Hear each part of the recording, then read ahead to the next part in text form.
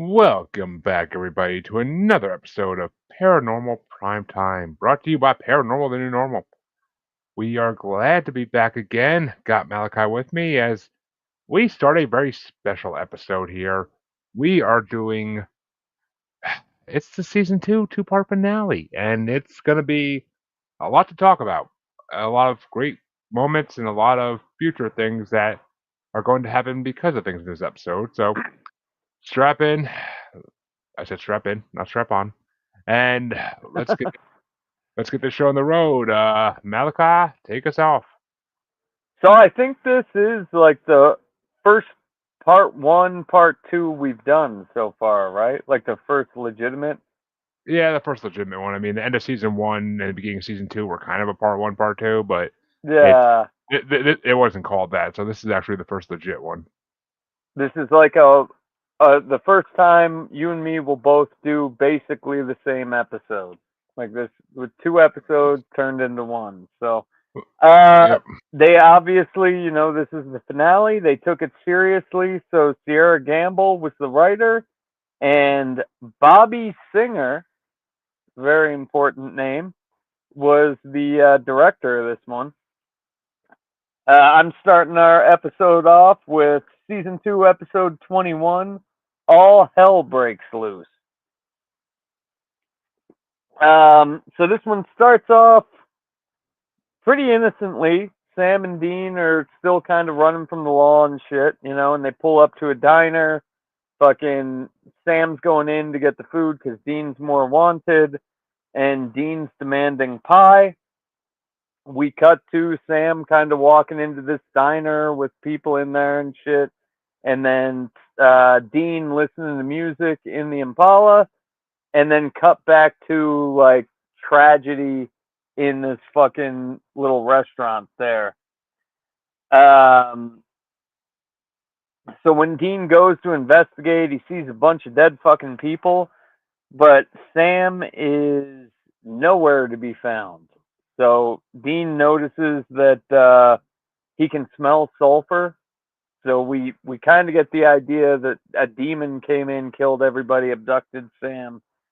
Cut to Sam waking up in this old school like Blair Witch where Jeremy lives type of town out in the I do. middle of fucking. I live in a pretty major city, dude. Like, what are you talking about? Well, I don't live in you live out by the fucking where all the witch trials and shit happened. Come on now. a good hour and a half from that part of Massachusetts. It's been okay, buddy.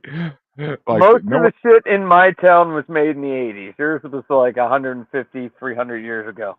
Who knows? There are probably some houses around here that are that old. I wouldn't doubt it. So basically, Sam wakes up in Jeremy's neighborhood, and he has no fucking idea where he's at. And when he starts checking the place out, he finds Andy. And you guys will remember Andy had the badass van and like a 4-foot bong. He was the guy that had all the powers like Sam. And then he says the last thing he remembers was like he was 4 bong loads in, and then he just fucking woke up there. So they hear some screaming, and they end up finding Ava, which Sam has been looking for Ava for like 6 episodes, 6 months, who knows how long, and she is like locked in a closet. Sam goes on to tell her that he's been looking for months, and she doesn't realize that it's months. She says she thinks she just like woke up there kind of right after she left Sam, which was around 6 months ago, I guess. And she's going on about her fiance and all this stuff. Sam doesn't tell her that her fiance is dead. At her hands. Yeah, so the three of them end up walking around. They find this black army dude and another girl. So now there's 5 of them. And this is where they realize that all of them are the same age and they all have powers. And this new girl they found says that, like, yeah, your powers are all great, but I'm like Rogue in the X-Men, so whenever I touch people, they fucking die. Good for me. This power sucks. Then we cut to Bobby and Dean, and there's like no trail, right? So Bobby's going on about how like there's no demon activity anywhere. There's like nothing happening. It's strange because this is the first time where they can't find any of that shit happening. And this is where Ash calls Dean, and says, "Get to the roadhouse immediately." So then we cut back to Sam and his merry band of misfits, and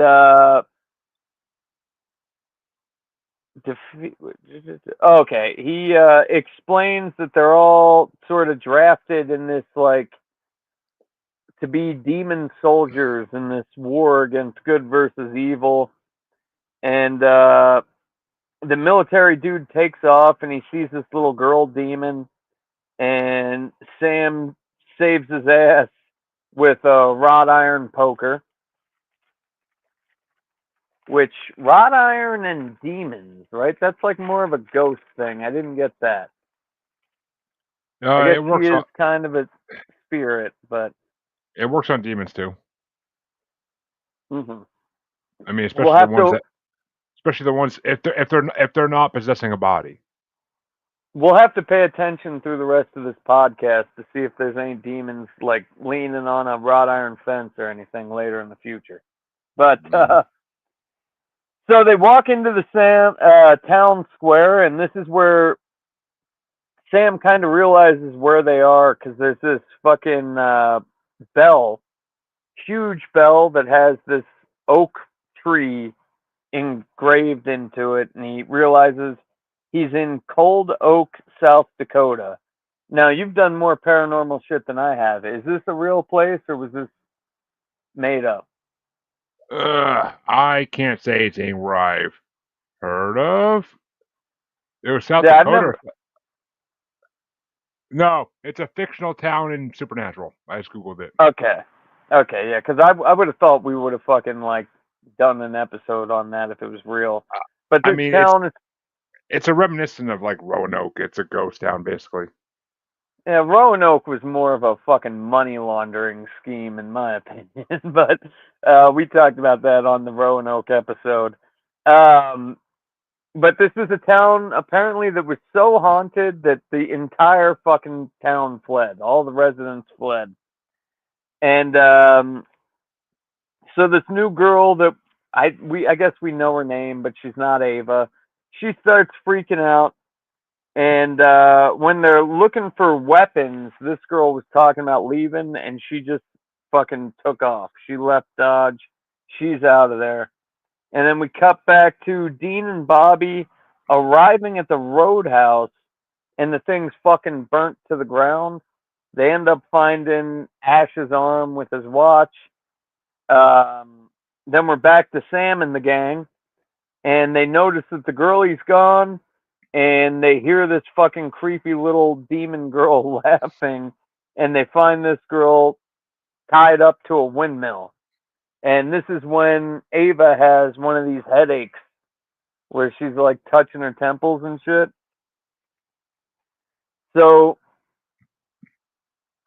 Well, Sam and Ann, she's not tied up huh? to windmill. She's not tied up to the windmill. She's hung from the windmill. Yeah, yeah, hung from the windmill. Dangling like a Uh, damn wind chime. So that looked pretty creepy. I will say that was pretty good.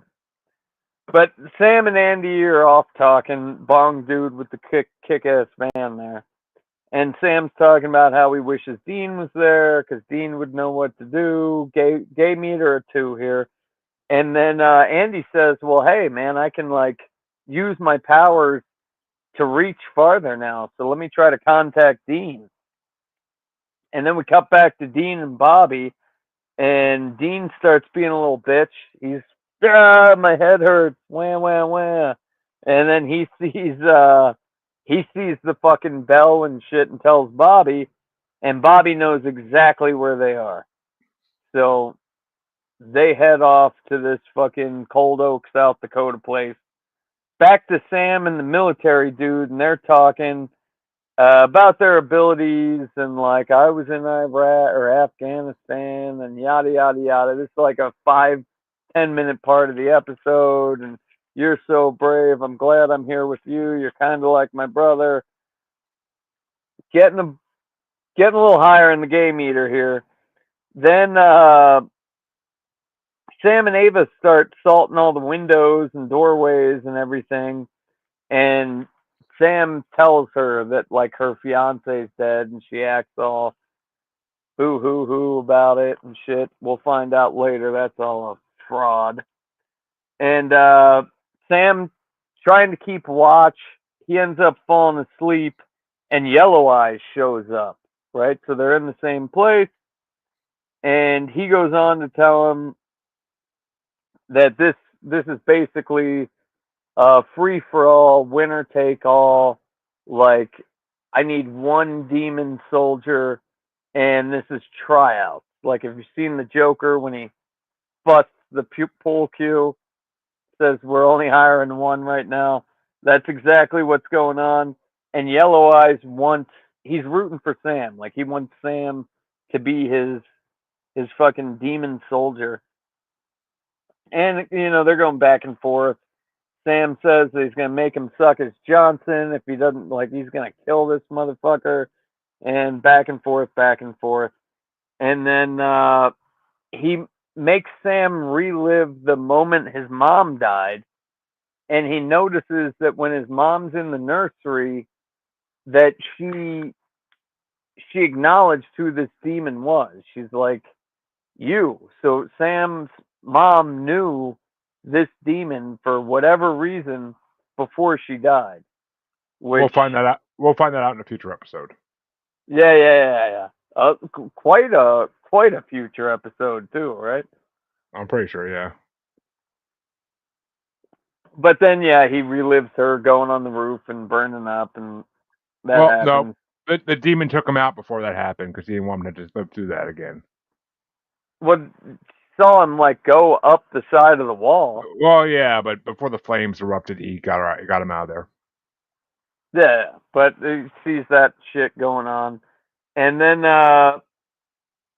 so the military dude wakes him up and informs him that fucking Ava is missing. So Andy ends up finding Ava breaking a fucking salt line, and we find out that she's controlling a demon that kills fucking Andy, which Andy was like the coolest dude in this episode. So it sucks that fucking Andy died. But And yeah, he was the coolest dude because you totally glossed over the whole part where he said like that he's been mastering his powers. That he's been making like this one guy who's a dick in his town, like pretty much picture gay porn all the time. Fucking well, hilarious. yeah, I don't know how detailed I should get in this, but Sam finally realizes last time Ava had a headache that first girl died hung to the windmill, and now like we got this fucking demon that just killed Andy. So then Ava's fucking talking to Sam and admits that like she's been there the whole fucking time, right? Like she didn't black out and just wake up there. These kids their age have been coming in and out, and she's like top dog, killing everybody. She's gonna win and be the demon fucking soldier boy. And then the military dude comes up and fucking snaps her. She's dead. That was a badass. And That was a badass kill scene too. well, the demon she was summoning, that thing just like sort of dissipates away. Everybody thinks they're kind of safe there for a minute. The military dude and Sam start walking, but the military dude says, "Hey, I had a dream too, fuckhead. I know how this goes down. Sorry, you're gonna have to die." So they're in this big ass fight scene, and then Sam fucking knocks him out, and he's debating whether or not to just like kill this fucker, but he thinks that if he kills this fucker, he's gonna turn into more of a demon or whatever, let the evil in. So he lets the dude live, Then Bobby and Dean show up, and as Sam's walking towards them, military dude stabs Dean in the spinal cord. And Bobby chases after the military dude. Not going to catch him. I mean, we can be fair about this. Bobby doesn't look like a runner. And He's a Sam, drinker. He's a drinker. He ain't no damn runner. yeah. And then Sam dies in Dean's arms. Dun dun dun. That's how we leave the episode. The only thing that I saw that was crazy about this episode is Andy's earrings were on the opposite side of where they were on his original episode. So Yeah, and it is technically the first time a main character dies in the show. yeah, for the first, yeah, this will be the first time a main character dies. Well, I don't know. What do you think about, like, technically we don't know where Joe and fucking, I know Joe's off doing her thing, but we don't know where Ellen is, right? She could have died. I know we find Ash's arm, but would Ash be considered? No, he's a He's a side big character. character. He's He's a a big side character. character, though. Sorry, I was getting poured on all of a sudden. It started pouring fucking rain here. Oh, But out of nowhere, I was feeling like this staticky sound in the back of my headphones. Like, what the fuck is that? And I take out my headphones. And like, oh, it's pouring out. Okay. yeah, Yeah. it's because you live in that old witchcraft town. No, it's the first. It's the first time we've had rain in a long time, actually. But, uh, but that's right. Well, time to go into the continuation of Malachi's episode here. I had season 2, episode 22, the season finale, All Hell Breaks Loose Part 2. And it was written by Eric Kripke and Michael T. Moore and directed by Kim Manners. So Bobby Singer was too busy being in this episode to actually direct it. But He's not Bobby, right? Like, yeah, he is. Bobby is the director? Of some of the episodes, yeah. Like the character Bobby. I never knew that. I thought he just named the character after himself, but the actual director, Bobby Singer, is the actor. As far as I believe so, yeah. Uh, I oh love no, Bobby's character. no. Jim Beaver plays Bobby Singer. I'm wrong. Okay. I knew I Okay. knew I didn't sound right. They just named the character after the director, but Yeah, that's what I thought. there's even a comment about that in one of the episodes that comes up eventually. But basically, this episode opens up where we see Sam laid out in a bed, and Dean still watching him, but Sam's obviously dead. And Bobby comes in telling Dean he needs to eat some food, and he suggests they bury Sam finally. Dean refuses. You can tell he's pissed off at the world, and Bobby asks Dean to go with him because something big is going down, end of the world big. Dean says, then let it end. Which Bobby's like, you don't mean that. And he thinks that Dean shouldn't be left alone. Dean tells him to leave, which he does, because he's not a bitch. He's just going to leave if you want to leave. But we flash over to Jake, who military boy, who escaped Cold Oak and is camping out in the woods. The yellow-eyed demon appears to him and says, "Congratulations, Jake! Last man standing, the American Idol." And Jake wants to know what the demon's plans are for him and threatens to kill him yet again. The demon thinks it's hilarious and threatens Jake's family, and Jake basically has no choice but to do what Yellow Eye says. We flash back to Dean, who's sitting alone, looking at Sam's body. He starts talking about memories from when they were little, and Sam, particularly when Sam was 5, he started asking questions about like where his mom was, and that Dean says he always told Sam not to ask, and that he just tried to protect him because he felt it was his job to, and then now he screwed up that job. Dean says he's sorry. He always lets down the people he loves, and then he runs out of the house like a smitten teenage girl and goes into the Impala. What's the game meter at? Yeah, I honestly, the game meter's gonna be like a 1, dude. If it was my brother, I'd probably be in the same mindset, so I could see it. But he drives to the closest crossroads, and puts together his little box and summons the Crossroads demon that we saw previously in Crossroad Blues. She appears after he yells at her, "Get out here, you bitch!" But she shows up. He tells her he wants to make a deal for Sam's life, which she already knew that. But she plays some games with him, and she's enjoying how much he's hurting. He tries to make a deal for the soul of Sam back for 10 years, and that he only gets 10 years left in his life. She's like, no go. He bargains down to 9, then 8, and finally the demon just says, I'll give you Sam back, but you only get a year to live. Which, ouch, a year. Imagine knowing that you're going to die a year from that day. But the years go quick when you're fucking 40, dude. tell me about it. I know, uh, but Dean basically has to accept this deal though, because it's the only way he's getting Sam brought back to life. But the demon says if Dean ever tries to get out of the deal, that Sam will die again, right there on the spot, no questions asked, no warning. And Dean grabs her and gives her a big fat kiss, which was very erotic, and makes the deal. And the demon enjoyed it more than Dean did, I'm pretty sure. But he makes the deal. I think Jeremy enjoyed it the most, though. Hey. If you gotta make a deal with the devil, at least you get to kiss a hot chick out of it. But we flash back to Sam and we see him waking up confused about what's going on, where he is, and he goes to the closest mirror and tries to look at his back where he was stabbed. He knows something's wrong, but he can't figure out what it is. Dean walks in, gives him a big hug, happy to see him alive. Sam lies. Sam asks what happened. Dean lies, saying he was stabbed in the back, but Bobby patched him up. And Dean asks who the kid was anyway, and Sam's like, his name's Jake. He asks if Dean got Jake, but Dean says, nah, he got away. They get some food to eat because Dean tells Sam he's starving and that Sam needs to eat something.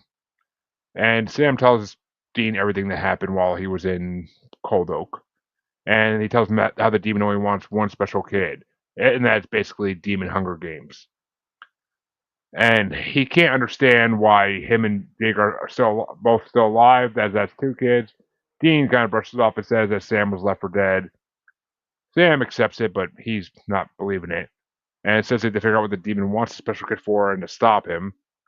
Dean wants him to rest up first, but of course he refuses and says that they should call the Roadhouse. Dean then, with a very conspicuous look on his face, tells him that the Roadhouse burned down because of something Ash found out. And that Bobby is trying to find out what that was. Sam tells him that they have to go to Bobby's, despite Dean saying that he needs to rest up a little more. They get to Bobby's house, and we see a very shocked and disturbed Bobby seeing Sam alive. He doesn't say anything, but he gives Dean some fucking killer looks, like, what the fuck did you do? But Sam notices that too. They go inside, and Bobby shows them what he's found. He doesn't know what it means, but I can't. Shit. That's probably on me. Hold up. What? I think I fucking broke. You blacked out. Yeah, it's definitely on you. But Bobby says that. Good. Right. Bobby says that demonic Owens have skyrocketed in a certain area, all except for one place in the center. He shows them a map of Wyoming, and there's one place in southern Wyoming that's totally clean, as if the demons are surrounding it but can't get in. And Bobby asks Sam to take a look for clues to why, while he and Dean go outside and get some more research books. As soon as they get outside, Bobby confronts Dean. What did you do, you idiot? Which, first time he used the word idiot. Yeah, buddy. That one's going to come back. Oh, nonstop. But Bobby's pissed, but it's... and Bobby's really pissed at Dean. Dean says, yeah, I made a deal, but why should it matter? He shouldn't be alive anyway after the crash. That his father, he's only alive because his father made a deal for him. And after they go back and forth, Dean makes him promise not to tell Sam, and all of a sudden they hear a noise in the yard. They get ready to attack, and right when they're about to attack, they realize it's Ellen looking for them. And Bobby comes to the house and makes Ellen drink a shot of holy water to prove she's not a demon or possessed. She drinks the water and says, "Now I'll take a whiskey." Dean asks her what happened at the roadhouse, and she explains that she had to go out for supplies, pretzels to be exact, and that Ash called her and told her to look in the safe, but by the time she got back, the place was on fire and everyone was dead. So, R.I.P. Ash. But Ash was cool too. yeah, he was definitely a cool character, but short-lived. But Ellen got to the safe when she got back because it was in the basement, and there was a safe of another map of Wyoming in the safe. And Bobby figures out that the marks on the map are all abandoned frontier churches, all built by Sam Colt, the maker of the one-shot kill gun, the GoldenEye 007 gun, we'll call it. Have we talked about that yet? That's like new news, No, right? no, the gun? Yeah. No, it was in the first season. John gave it up to the Yellow-Eyed Demon. Okay. Okay. Yeah. It's been so long. Yeah, It's all mixed but together, dude. yeah. But apparently, private railway lines connect each church, and when the lines are drawn out, they make a huge iron devil's trap, and demons can't cross the iron lines. Sounds like a good place to live, but Do you know if that's real? I doubt it. But Yeah. in the middle of the trap is an old cowboy cemetery, and Sam is trying to figure out what Sam Colt was trying to protect there, and Dean suggests that maybe he was trying to keep something in. Sam asks Bobby if the demons could get inside the trap, and Bobby says no, full blood demon could. And that's when Sam realizes what the demon wants the gifted kid for, to get inside the devil's trap in Wyoming. Which we then see Jake drive up to the edge of a railroad, conspicuously at the same time, and he's met by the demon. Yellow Eyes tells him that 15 miles in is a cemetery and a crypt, and that Jake has to open the crypt because he can't go in there yet himself. Jake says no, and that he's going to kill him again, blah, blah, blah. The demon gives him the Colt and explains that it's only gun that can kill him. Hearing this, Jake points at the demon, but the demon laughs and offers Jake and his family money and honey forever. He offers a better world where Jake will be royalty, and Jake caves in and takes it like a little bitch. And he starts heading in. We go into the cemetery later that night, and we see Jake walking towards the crypt. And we see that Dean, Sam, Ellen, and Bobby are all in hiding places behind graves, and they pop out and they all pull guns on him. He looks at Sam shocked, saying that Sam was dead and that he cut through his spinal cord. Sam is like, "What? You did what now?" And Jake just laughs and makes Ellen put her own gun to her temple by suggesting it, because he increased his power since the last time we saw him. His pupils briefly flash yellow, and he tells the others that once you give into the abilities, there are lots of Jedi mind tricks that they can do. I like the reference. He says they should all put their guns down, and then he turns, placing the Colt into a strange rotating lock on the crypt. Sam gets the gun back and repeatedly shoots Jake. Gets his gun back, not the Colt, I should say, and repeatedly shoots Jake, like very cold-heartedly, very angry. And behind them, we see the lock spinning and opening. Bobby explains it's a Hellgate. Dean tugs the Colt from the spinning lock, and they take cover. The iron train lines are broken by the Force, and the demons can finally enter and leave the cemetery. Bobby, Ellen, and Sam are trying to close the gate, but Dean spots the yellow-eyed demon and tries to shoot him. The demon takes the gun away using his powers, and it flies into his hand. Nice little Jedi trick there as well. He tosses Dean into a headstone and pins him there. Sam turns around, sees what's happening. He's like, "No, my brother," and runs for him, but he gets pinned to a tree, like, because he's an idiot and doesn't realize it's going to happen anyway. The Yellow Eyes thanks Dean for bringing Sam back because Sam was his favorite all along. He explains that demons can't resurrect someone unless a deal was made, which we didn't know that to this point. But And that might change too, right? Like I think that does change later. I'm not sure about that, but it's funny because Yellow Eyes actually says, he's like, "Yeah, I know, red tape, it'll make you nuts." And he warns Dean that the deal may not have been as good as it seemed. He mentions how cold-blooded Sam was when he shot Jake. And he mocks Dean one more time, then draws the Colt to shoot Dean. Suddenly, we see John Winchester's spirit pop out from behind him, and he grabs the demon, wrestling his true form out of the borrowed body. And after a struggle, the demon overpowers John and returns to the body. Getting up again, he lurches forward to try to confront Dean, but he stops cold when he realizes that Dean has the Colt in his hands. And with a nice look of anger, Dean shoots the demon in the heart, killing him at long last. and avenging his mother and father. The whole point of the show finally concludes in the second season. Yellow Eyes I would have drops the. shot him in the dick.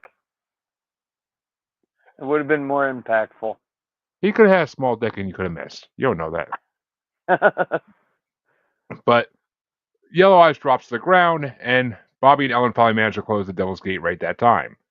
John's spirit walks forward, and we have a very touching moment where he puts his hand on Dean's shoulder and he nods to Sam. They're all crying with tears in their eyes, but smiling at the same time. And eventually, John just vanishes into a bright light. They look over at Yellow Eye's body, and Sam asks Dean if he thinks her dad really climbed out of hell, and Dean says the door was open and he was stubborn enough. It's John Winchester, for God's sake. And Sam says Yeah, he can't buddy. believe.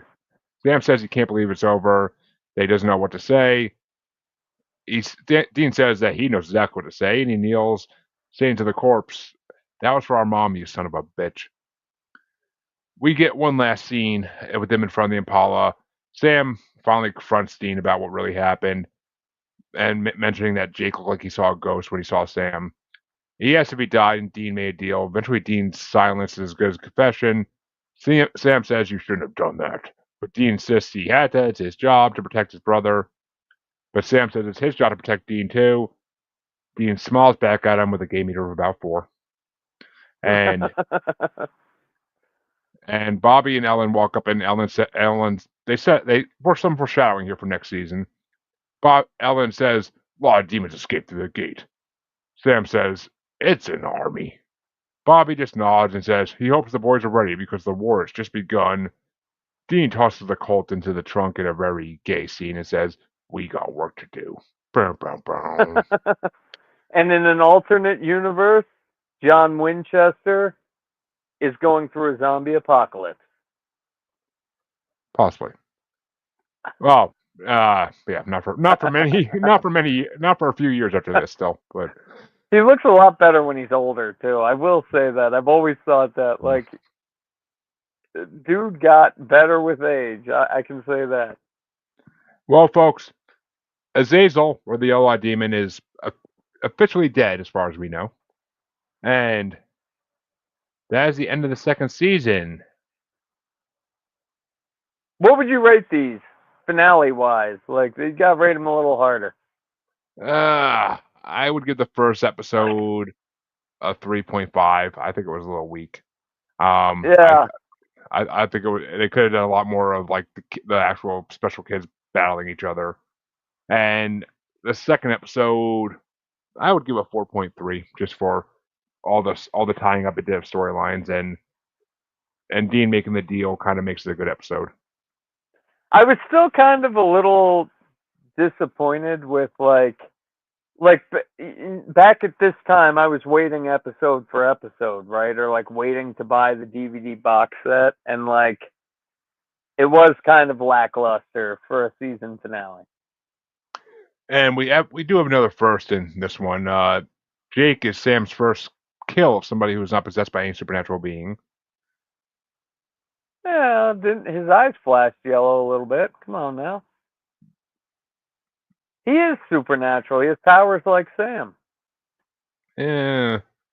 Well, he did, but I mean, he wasn't like possessed by any supernatural being. He was just being himself. He was making his own choices. Nobody was forcing him to do anything. He was just falling for a demon's trap. And another fact for this one, that is the last. For those who are counting, that's the final cult bullet in the cult, and for now at least. Yeah, for But now at least. for a good long time. But and They got to get another Walking Dead character before they start getting some more of that shit. If you know what I mean. And they actually reveal some of the demons that are released from the Devil's Gate, including Ruby, Lilith, Astaroth, and the Seven Deadly Sins, which we'll see most of those at some point in the future. But and we find out the real reason for the Devil's Gate being open in a future episode, but I'm not going to reveal that yet. And this is the first time that we see a Prince of Hell get killed. Because for those who don't know, Azazel is a Prince of Hell in all literature. And that's it. I'm really excited. What do you think our Halloween episode is going to be? I have no idea. Way too far out to freaking count ahead. But oh, October's coming. and this is the first episode where we hear "Carry On My Wayward Son" in the road so far. Really? Hmm. Shit, I didn't even put that together because that's like in a fuckload of episodes later in the future. Well, yeah, it becomes a theme song basically. But Yeah. no, and I actually didn't realize it because I didn't watch the road so far because Netflix automatically skips it if you're watching the previous episode. Ah. So that's pretty much all I got for this. It's we have a good season finale here, and next we get to start season 3 next week, folks. So yay! Hopefully with a bang. And if I'm right, I think season 3 was the best fucking season. So I'm looking forward to that. It's a good season for sure. And as you can tell, folks, it's going to be a very demon oriented season. So get ready for some hell, literally. And we'll see you all next week. Have a good one, everybody. Take it easy.